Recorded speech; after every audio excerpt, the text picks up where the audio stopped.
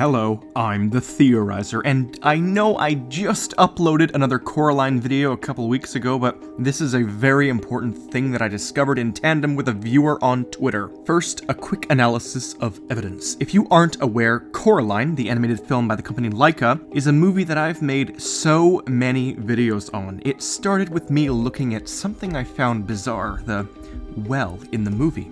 It symbolically matches the portal between the two worlds, so I actually tried to connect them with logic and what the repercussions would be. This resulted in me going through the whole movie, dissecting the other mother's past, discussing how she may have been a human, and how there's possibly two cats trapped in one body, but both of them are not real cats. One of them is the spirit of Wybie's grandma's father, and the other one is either the son of the other mother or the spirit of the other world, an entity that deeply corrupted the Beldam, making her evil. So watch them all, they're my most intricate videos, but right now, the evidence at hand. On Twitter, a viewer came to me with odd images.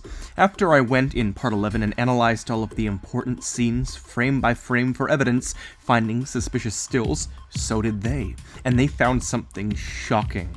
Twitter user at OllieH19 did a frame-by-frame analysis of the scene right before the one I analyzed of the tunnel collapsing. They analyzed the part where CORALINE kicked the Beldam's face back down into her web. These frame-by-frame screenshots prove one thing for sure, that, like I've been saying, the Beldam's face is not a skull. It's always looked like either ceramic or, as the viewer suggested, cracked china, which is basically that fancy ceramic pottery. This is very interesting because it even further proves my theory that she's a disintegrating human. She's replaced her primary dexterous extremities with her metal prongs and needles that she had in the other world's sewing room with her.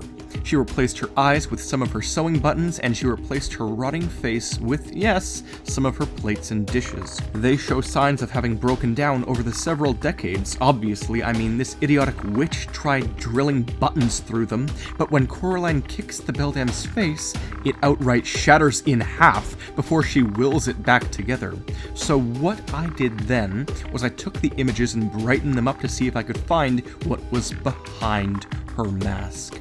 And what I found is either the most horrifying discovery I have to date discovered on this channel, or it's a blatant red herring and just so happened to be the way I brightened the image. Either way, I'm ready to share this now. When you screenshot the film the second before CORALINE kicks the Beldam in the face, you get a brilliant close-up of the Beldam.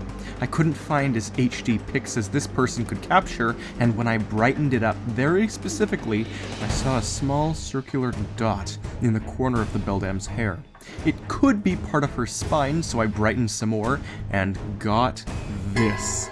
A very distinct imprint amongst blackness, very hard to find, and apparent with a second small circle just adjacent, like the eyes and facial pattern of a small animal we're familiar with.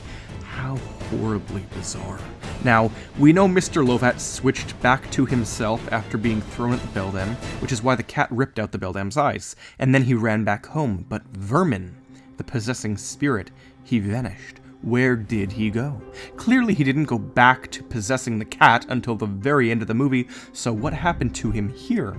Is he hiding with Mother Dearest? I was viciously intrigued by this, if it is in fact there, so I kept looking through the other frames. When CORALINE kicks the Beldam, for a split frame, you can see yet another freaky thing crawl from the cracks of her face. Maybe if it was just one frame that had something attributable to the shape of a face in it, then I'd drop it, but now we have a second frame right after that shows a mysteriously brightened section with a small white angry-eyed dot crawling from her face mask. Horrifying looking. Now, all of this could be the evil spirit, or it could be nothing, but regardless, it's a terror to look at. But now, I have piles of explanations that tie together everything about the other world, the Beldam, and the cats. Referring back to part 11, I talked about how this other cat Vermin could be the Beldam's son. However, the only evidence I had for that was regarding the blue boy, who I later confirmed could not be her son. So what makes more sense at this point in time? Who is Vermin? Well, quite simply, he is the other world itself. The book is excellently in tune with this. It talks about the portal as a living entity, and by extension, the other world itself as a living entity. It talks about how it's far older than the Beldam, and this was what made me consider the Beldam being human and having entered it in the first place. So, if it's alive and it's older than the Beldam, what is the other world? Well, clearly we'd get to see who it is in the movie. It's Vermin, the other cat, the one who frequently goes to possess Mr. Lovat. It's what we see hiding with the Beldam, the beast that lured the Beldam into the other world for its own parasitic needs, the being that the Beldam harnessed into a portal, the cat she calls Vermin, the pesky, versatile, supernatural creature that was the reason the Beldam deteriorated to begin with. The other world sucks life out of those who enter it. Vermin. In a magical world where the Beldam can live forever by crushing the life out of people, why would she need to begin with, if it's magical? Because her life is being drained by the space around her.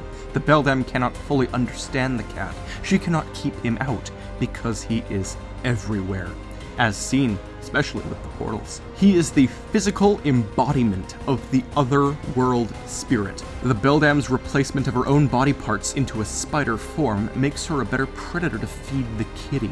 This is in part Vermin's doing, since he favors spiders, as we see in the fact that the portal, his actual throat, has cobwebs all throughout it. The sewing room is her only way out, her only bridge to Earth, and it is forever out of her reach. The Beldam isn't possessing Vermin. If anything, Vermin is possessing the Beldam. Vermin is the being that gets the doll to where it needs to go, not as a cat, but as an omnipotent and omnipresent entity. He doesn't take sides because all he needs is the Beldam. His possession of Mr. Lovat is sensible. After all, Mr. Lovat is the only person who would have died around the Pink Palace, and as we've said, he was brought back by the other world's seeping magic. He was brought back by Vermin so that Vermin could possess him and get close to the kids, so that Vermin could move around the real world too. The well is an esophageal passageway to the belly of a metaphysical beast, the other world itself. Vermin cannot leave the Pink Palace's environs as he is restricted to his massive extra-dimensional body, which leaves only 3 questions. What is Vermin, how old is he, and where did he come from? As pointed out on Twitter by user @Jellostun, the cat glares at the doll and knows it's evil. This would be because Mr. Lovat remembers his daughter bringing home a similar doll, but that's Mr. Lovat. Vermin, on the other hand, it's hard to find evidence of him existing in different forms many decades ago. Vermin is a being, alienated to us, a higher entity, something we'd perceive scientifically as an extra-dimensional alien, or something historical religions would perceive as a demon or the devil itself. A terrifying and sapient whole plane of existence, a parasitic land of soullessness that demands what it lacks: life. This plane of existence can warp time and space around the Pink Palace, creating all manner of portals and dilating time for those inside of his spatial plane, keeping the Beldam fed so he can be fed. She is a pointless and insignificant conduit of nutrients. She'll die without the kids because of the cat. And what would happen to Vermin should he fail to be fed?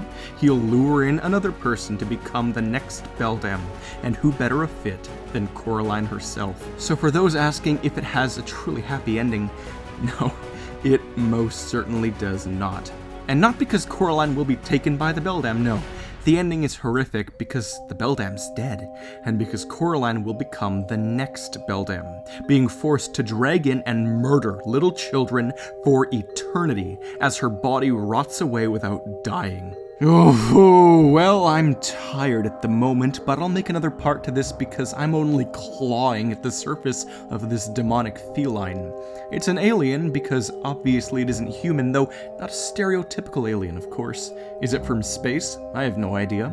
Is it explained biblically? Probably, but I have no idea at the moment. I'll have to return again because this is possibly the biggest breakthrough I've ever made in a video. Until my very soon return to this, I'm the Theorizer.